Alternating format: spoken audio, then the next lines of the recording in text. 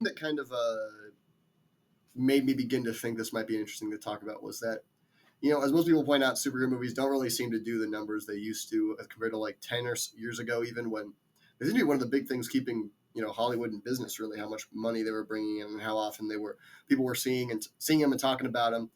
And while they aren't all failing necessarily, they make a lot less money, it seems like, compared to what they used to. I think the last time a superhero movie was like the number one grossing movie was, well, I was gonna say, okay, never mind. It wasn't that long ago. I guess it was like, I think the Spider-Man 3, the one with the other two Spider-Mans in it. I think that was the most recent one.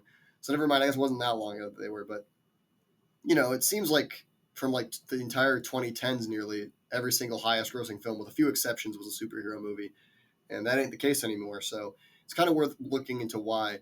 And the straw that kind of broke the camel's back, if you want to put it that way, as to why I started thinking about this was with Venom 3, or Venom The Last Dance, as it's called, which seemed to be a bit of a disappointment financially. And now I'm gonna be honest, I don't root for any movies like failure or anything like that, because as long as people see them and people like them, I guess, whatever. I don't care. I don't mind much.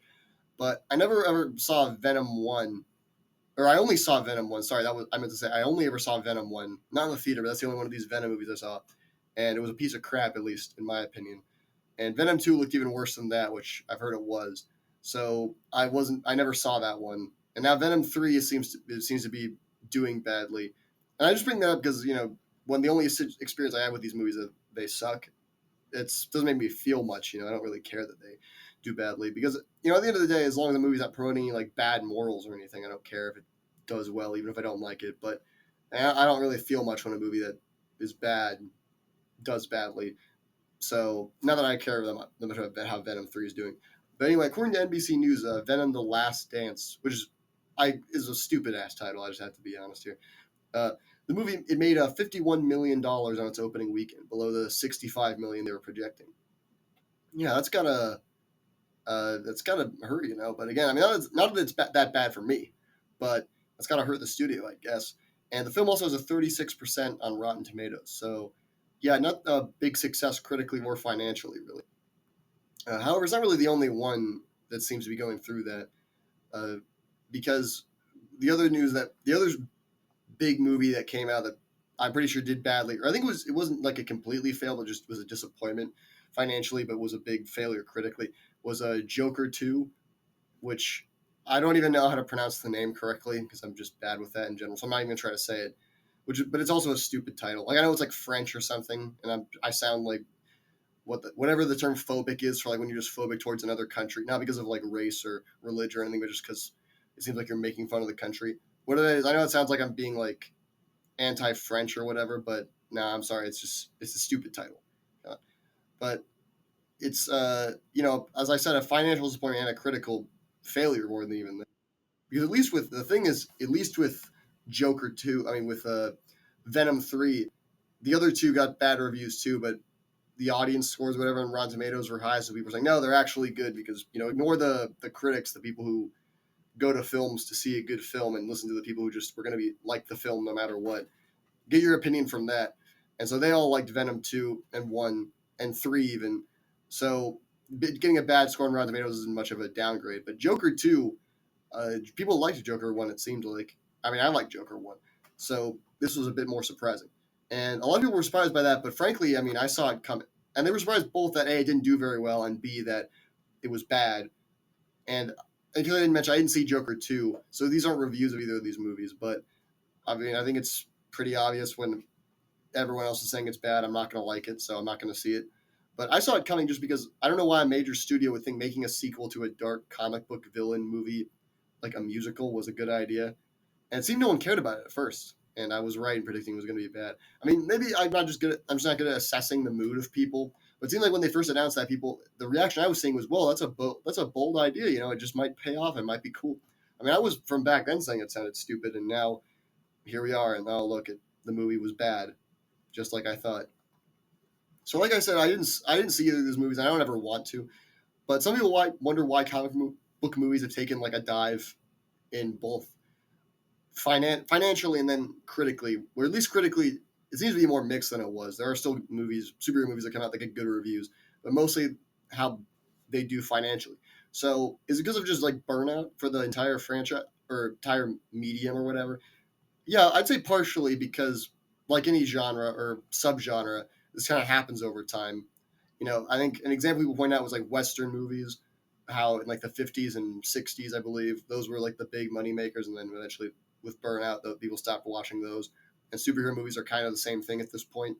So, yeah, I mean, people forget there was kind of a, and this seems to be kind of what's happening right now. There was a general burnout of just big Hollywood movies in general in the 60s. That's kind of when like more independent or like less spectacle driven movies started coming out that were more that got better reviews, like The Godfather or whatever. I mean, that's like a real simplification of it, but in case you didn't know that. So it's partially because of burnout, because that happens over time, like any genre, especially when they oversaturate the market the way the comic book movie market is.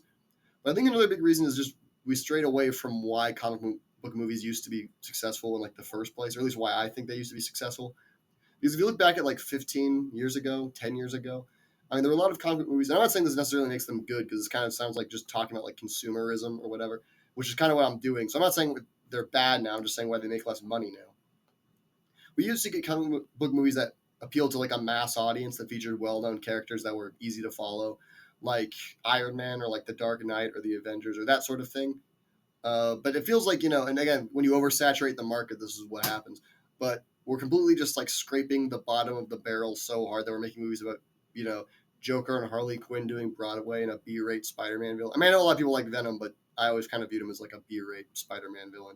So there are still superhero movies that make money, like uh, Deadpool and Wolverine and that animated Spider-Man movie they did, or the series they did, the Spider Verse ones. I mean, those make money and are good movies, or at least like I don't know. I mean, they're varying quality. I don't like the Spider Man movies, but the reason that they make money, at least my opinion, is they still kind of follow those rules I laid out and aren't so niche that like they can't make any money. And people like them too. Those all seem to have gotten good reviews. So if it makes any difference, superhero movies aren't like completely dead, but they're not the biggest thing in the world like they used to be. And this is kind of a side note, but I think it's worth pointing out. I feel really the person I feel worse for in this whole thing is James Gunn, because he's got his whole DC universe that he's isn't going to start debuting until people are just way over this whole comic book thing. I feel like so. Good luck with that Superman movie and the Batman movie he's probably going to make and all that. Good luck with that.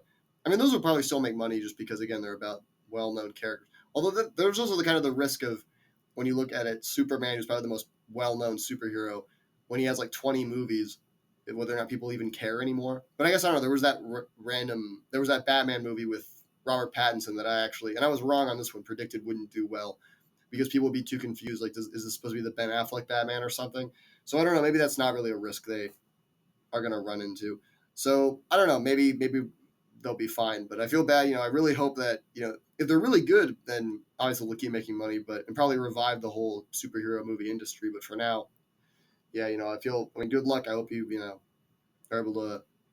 I hope you get a big paycheck before the movie actually comes out, and it's not like you're only getting paid with a percentage of the box office or something, just to hedge your bets here, James. I really do.